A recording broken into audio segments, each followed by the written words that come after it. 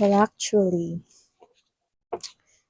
I was being surprised because the temperature of the room changed instantly before we start this reading. It gives me this type of chills.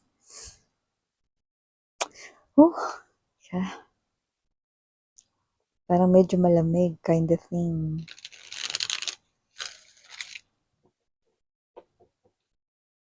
Pero ang presko. Ganun yung feeling. Hindi yung nakakatakot. I don't feel like that this is something here horror. Ooh.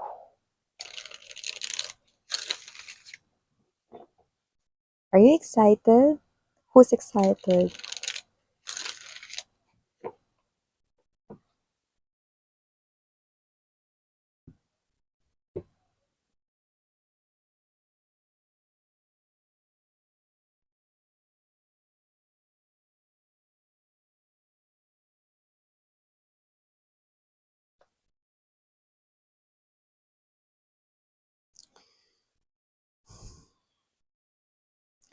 Kaninong past life ito? May mga nagpapakita dito ang mga flashes of memories.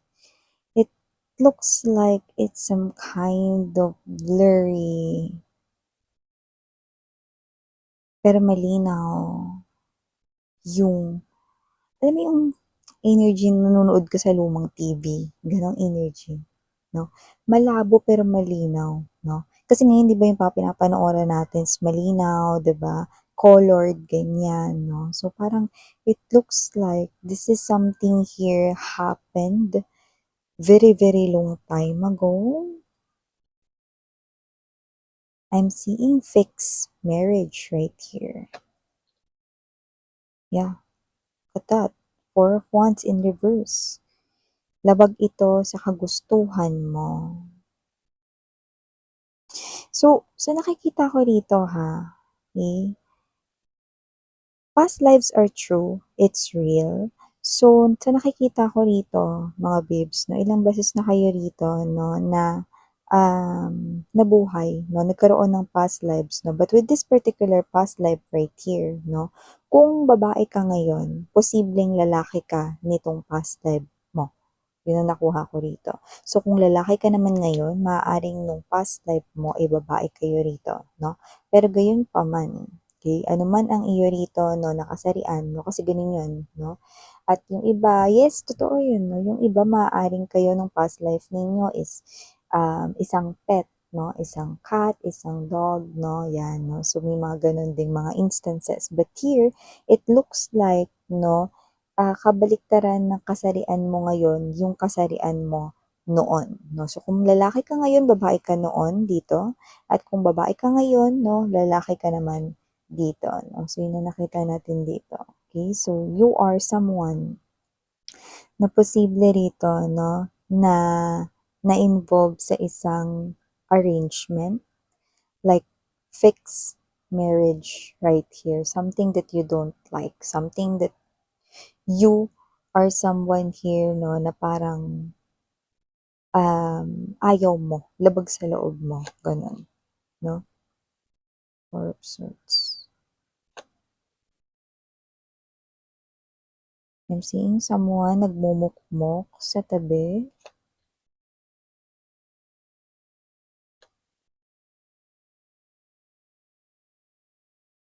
Okay. You have a lover here. May tao kang minamahal dito, but it looks like this is not someone here na pinakasalan mo because the marriage, the Four of Wands in reverse position is something na ayaw mo, no? Marriage, tutol ka dito, ayaw mo to, no? Kasi kung ito yung lover mo, okay, makukuha natin yung Four of Wands in a pride position. That's a happy marriage.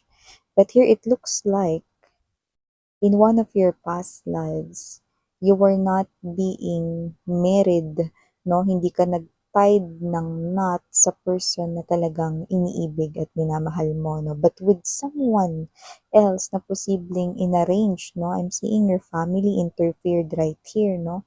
It's an arranged marriage with someone else.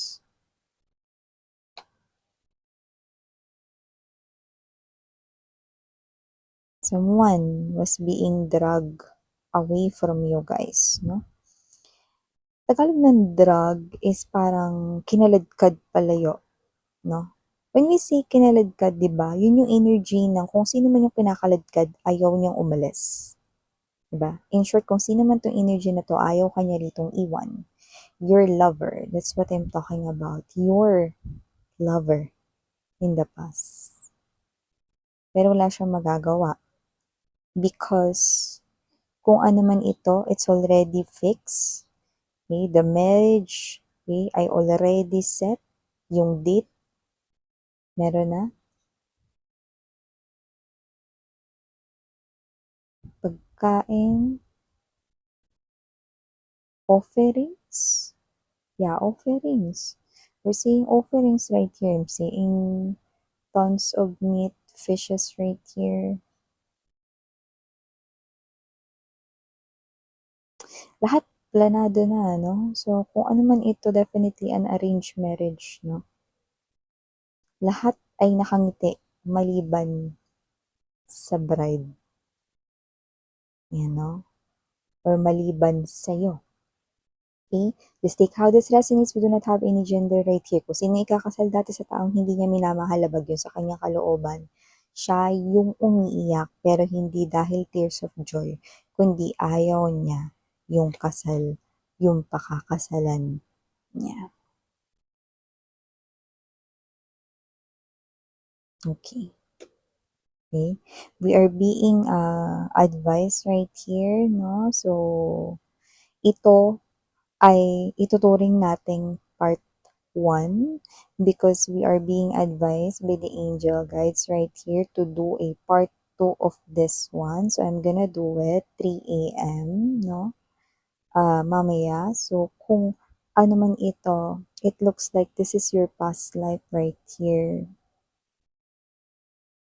And this is an important message. Yes, an important message for you guys, no? Yeah, I know. You're important din sa akin, no? Kaya kahit na yan ay um, madaling araw pa or kailangan kong mag-alarm or whatever. If this is something here that is something that you need, you know, whether I know your name or not, okay, whether personally hindi kita kakilala, I want to help you and use my gift to help you figure out something. Maybe this is something here that you need to know.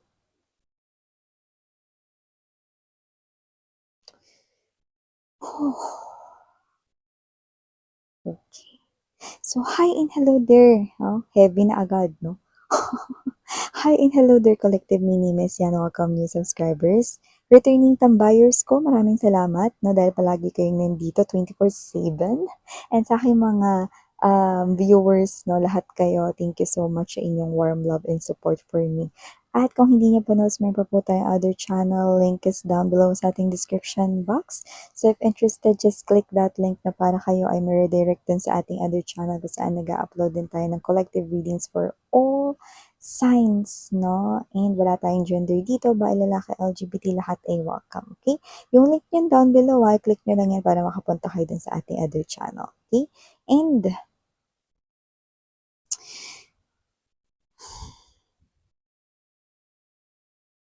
your lover right here was being dragged down away, no? Dragged away from your life. But look at this. The Wheel of Fortune is what we call the wheel of destiny. And yeah, it's literally a gulong. And a gulong, you cannot help a gulong na mag-roll, diba? So, gugulong talaga ito. Okay. At ang paggulong ay pag-andar.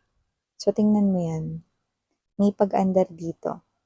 The Wheel of Fortune in upright position is an indication that there is something right here being brought back to life. Wheel of Fortune, okay? Something that is a part of your destiny. Something that is greatly involved in your past life right here. Okay? So I've seen so many past lives no na aking mga viewers, but this one's giving me goosebumps. Nakakaiba. Your lover is coming for you. Okay? Magbabalik siya dahil may hindi siya rito nasabi sa'yo. I know that might sound scary or creepy right here. Sino man yung lover na yan dito, no? This is coming from a place of so much love for you. Overflowing love for his or her lover. At ang lover niya rito ay walang ibang tinutukoy kundi ikaw. Wow. This gives me goosebumps right here. Okay? You know that type of feeling when someone, no? Yung soul ay lumabas sa kanyang katawan. The body itself, 'di ba, remains, no? At nagiging dust, no? Dust in the wind. But the soul remains firm, no? This person's soul right here remains. Okay? So, are you getting my point? Meaning to say, this lover of yours could had died way back then, no? And I'm seeing, that kind of, what's that, araro thing, no? That araro thing, no? Maybe your person way back before is nabibilang, no, doon sa mababang antas, no? Like, let's say, baka isa siya ritong someone, no, na parang kailangan mo na magbanat ng sobra-sobra, no, ng kanya ritong lakas buto, no, at pawis, no, like let's say maybe this is someone, yeah, I'm seeing lambat right here, maybe this is a mangingisda right here, maybe this is a farmer right here way back then, yung mga occupations, professions, no, doon sa low na status, no, ng antas ng life way back then, no. So, maybe this is you. I really not viewing you guys as someone na merong magandang life way back before. Pero nakita kong may itsura kayo way back before. To the point that maybe, okay, kayo rito ay ipina-arrange nyo. Yung parang yung itsura ninyo yung nagdala or pwedeng magdadala ng magandang buhay sa inyo. So, it looks like maybe your parents right here sold you, okay, to this person because in seeing someone who's makikita talaga sa kanyang kasuotan na talaga nakakaangat siya sa buhay, no? And it looks like that is your husband, the one that you married, no? Yung wife ninyo way back before na hindi yun yung lover ninyo, no? But that person likes you so much, fell in love with you because you're so beautiful, because you're so handsome right here, no? And I think doon na nagkaroon ng arrangement between your parents and this guy, this woman right here. Okay? Who I'm seeing is your husband and wife before. Yes, natuloy talagang maikasal kayo nitong tao na to way back before. But there's a high chance that that person is your karmic partner. Okay? So, kung sino man tong energy na ito na lumalabas rito that with this Four of Swords energy, no, after mong malaman itong bagay na to, no, after hearing this, no, wala ka talagang nagawa. Okay? Nagmukmuk ka lang, no? And alam mo yung energy ng pagre-rebelde mo rito, hindi ka kumakain ng tama, no? Okay, so hindi ka rin masyadong naglalalabas or hindi ka talaga pinapalabas dito, no? Because they're preventing you from going to your lover right here, no? Or maybe this is you. Okay? Yung iba kasi sa inyo rito na hindi kayo lumalabas, okay? Hindi nyo kayang humarap sa inyong lover dahil wala kayo ritong magawa sa situation, no? Dahil hindi nyo nga masave ang inyong sarili from this fixed marriage right here. Okay? So I think your person here died, but not because he killed himself or herself. Okay?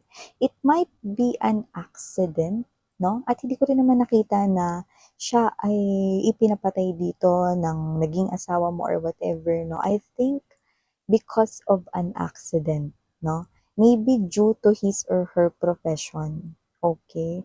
Because I'm seeing lightning right here. Maybe your lover was being struck by a lightning, no, while doing some kind of farming. Kasi nga pwedeng siya ay magsasaka way back before, no? And alam naman natin, no, pag sa field, sobrang lawak, no? Pag talagang tinamaan talaga yun ng kidlat, no, there is high chance that yung accident has something to do with strike of a lightning. No, alam naman natin, pag tinamaan ka ng kidlat, mga waves, no, alam natin na hindi talaga makakasurvive ang body. No, lalo na, depende. No? Depende, diba? Eh, kasi kuryente yun eh. Diba? So, if it's not lightning, no, maaaring kahit anong accident, no, like drowning, no, because we saw that lambat, and lambat indicates that maybe your person is a fisherman, no, na maaaring pumalaot dito, no, and kasi parang anong nangyari rito, mga babes, no, bakit pa niya nagawang miss yan? May ganun na ngang problema kaming dalawa eh. Nagawa niya pa ditong magtanim, mag-harvest ng mga palay dito, ng crops. Nagawa niya pa ritong mangisda. May problema na nga kami, miss yan. Hindi yun ganun. But you're right, no? After hearing that very unfortunate news, ang ginawa niya talaga rito is talagang nagtrabaho talaga siya rito, no, ng sobra-sobra, no? Pawis, higit pa sa pagod na pagod siya, no? Yung katawan niya talagang ginawa niya lahat na makakaya niya rito, no?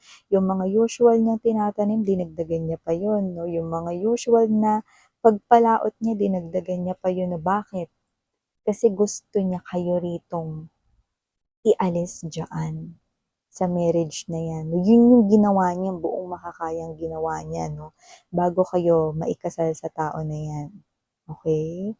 So, nakita ko rito na parang gusto niya i-offer ito sa magulang mo, no? Na parang kaya niya kayo ritong buhayin, iangat yung pamumuhay niyo rito, no? Na kaya niya rin dito mga babes na kumita ng ganyan, no? Parang napaka-disente talaga ng iyong person way back before, no? Pero kasi noon, hindi kasi uso yung mga disente-disente mga babes, no? Noon kasi, sa pinapakita rito, no? Okay? Ang may itsura, sobrang laki ng impact niya noon, no? 'Pag gwapo ka, maganda kang, bubuhay ka, eh, 'no? Parang gano'n yung energy, okey? Kaya kayo nagustuhan nitong may mataas na antas na 'to ng pamumuhay, 'no, dahil maganda kayo, eh, gwapo kayo, may itsura kayo mga babes, 'no? So, yun yung naging ticket ninyo, no? Para makaalis, no, sa buhay ninyo na hindi naman sobrang hirap way back before, no? Pero nagkaroon ng chance ang umangat yung buhay mo, pati yung pamilya mo, no? At saka noon, maliban sa itsura yung tinitingnan, no? Hindi nakikita dyan yung masipag ka, tsaka ano, tawag nito, um, what's this, may tiyaga ka, 'di ba? Kasi noon, kahit magtiyaga ka, no, at magsipag ka, no, kahit buhos mo pa lahat ng pawis mo, no, yung kikitain mo, hindi mo pa rin mapapantayan yung mga nasa matataas na lipunan, no? Kasi ganun eh. Ang importante noon actually, pera. Yan. Gintong bariya at hindi yung silver or pilak lang. Okay? So, ganun yung nakita natin dito, no? So, nakita ko rito, no, na slowly, your person right here, your lover, no, talagang slowly siya ritong nawawala, no. So, this person right here is always giving me the vibe that he or she almost out of breath, no? So maybe this person right here is yun nga, no? Because his or her body, no, is parang hindi okay because maaring siya ay na-strike ng lightning or nalunod dito for some reason, no, kung ano mang klaseng accident ito, no, okay? The pain that his or her body na nararamdaman niya, no, all throughout sa kanyang katawan, no, this person right here is longing to see you right at that very moment. But how come magagawa niya yun? Okay? Una sa lahat, wala kayo doon sa area kung nasan siya. Pangalawa, maybe you are someone here na posibleng ikinakasal na or nandoon na, no, sa isang meeting or arrangement with your parents with this future husband or future wife mo noon, no? Or this something here happened, no, during the time na hindi kayo magkasama, no? So, this person right here, okay, babalik siya kasi hindi mo narinig yung sinabi niya. Pero sinabi niya yun, no, at narinig ito ng langit, no, narinig ito ni universe. Five of Cups energy, Three of Cups right here, oh my gosh. I'm having goosebumps right here. Your person here, yung bagay na hindi niya nasabi rito. Okay? I'm coming for you. Or in Tagalog, babalikan kita. No matter what happened, I'm coming for you. Wow. This gives me goosebumps and even chills right now. Your person definitely, yung words niya rito, no, is definitely marking every parts of the room. Wow. Hahanapin ka niya, yung lover niya, yung tinutukoy niya, and that is you. So, with the Page of Pentacles energy, Lovers energy, Knight of Swords right here, this person, okay? Kahit anong mangyari, imagine this person is already dying right at that very moment and that is his or her only words na gusto niya sanang marinig mo, but you are someone here, no, nowhere nung time na yon, no? Because maybe you were being locked by your parents or by your husband or your wife during that time, no? And this lover of yours, no, is already dying alone, no? At ito yung gusto niyang iparating sa'yo. Kahit anong mangyari, babalikan kita, hahanapin kita, mahal kita. And you know what's even more giving me goosebumps right here? This person is telling me na makikilala ka niya kahit na ano pang maging form, itsura mo, he or she will surely find you. Wow. I know. I'm also excited to know the part 2 right here. We're gonna do that, no? Okay? Later. Wow. Hahanapin ka niya. And alam mo, sa lahat ng ginawa kong reading, ito lang yung nabigyan tayo agad ng signal dito na ito ay may part 2 agad-agad. No? So, thank you so much ating mga angel guides. No? So, wow. I think yung part 2 has something to do with kung mahahanap niya nga ba talaga kayo. And your lover right here is talaga makakabalik ba talaga siya sa buhay mo ngayon. Because we're seeing the past. And I hope this is something here related sa inyong future. Who is this lover? And who are you? Because you alone ang nagbigay ng buhay sa taong ito na dying na nung time na yun. Wow! I know I'm excited as well, no, pero hindi pa natin yung pwedeng gawin ngayon, no? It has to be 3 a.m. Okay? So, ito yung mga messages right here for you guys. By the way, kahit 3 a.m. natin yung gawin, yung pag-upload nun, no, is yung usual nating time. No? Ako lang yung gigising ng 3 a.m. mga babes, no? Hindi kayo. Kaya, sleep well, okay? At abangan natin, no, yung ating pag-upload. Okay? So, ito yung mga messages right here for you guys. Thank you so much again. I'm Yuriana Oni. I'm super honored for this privilege that you've given me, guys, no? This is really great love right here. Amazing love story. Okay? So, yeah, these are all the messages we've got right here for you. Thank you so much again. I'm Yuriana Oni. Sarang iyo. Love and light. And